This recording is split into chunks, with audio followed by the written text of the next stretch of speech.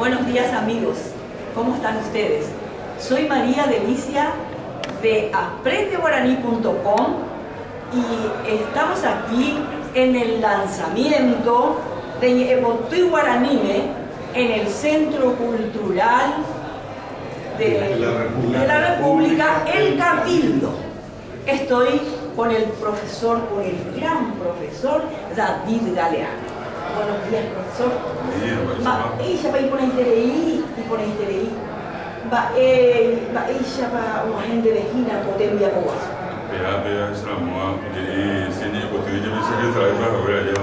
Pero más dice ya vuelven de ya ni mucho que la costa.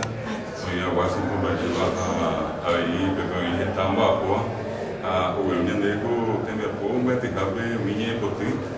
Bueno, ni eres el valle, va. Después que está en Camisega, tu periodo año posible, ya está años en el pueblo super, pero creo que haré mejor pero ya es como lo hagan, bebé, no más no hay, no más no hay más. Si hay un peor, se mandó a un niño en güere, coana no más no hice de maleway, pero ahora cae de, ni a vida ya hago ya en Guaraní.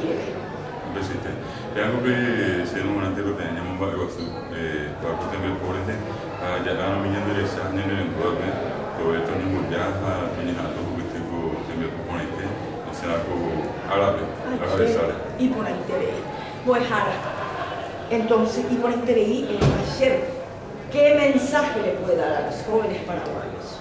Y yo creo que estamos en puertas del bicentenario de la República del Paraguay y particularmente ahora en este mes del idioma guaraní, para decirles a todos ellos que cada día traten de fortalecer el guaraní como parte de la identidad, que todos los pueblos del mundo valoran sus creencias, sus tradiciones, en este caso su idioma, su música, su poesía, y que nos toca también a nosotros, en este caso el gran compromiso como niños y jóvenes que muchos de los que nos están escuchando no también no son, entonces que ellos hagan el esfuerzo como todos para que el guaraní cada día gane más espacio.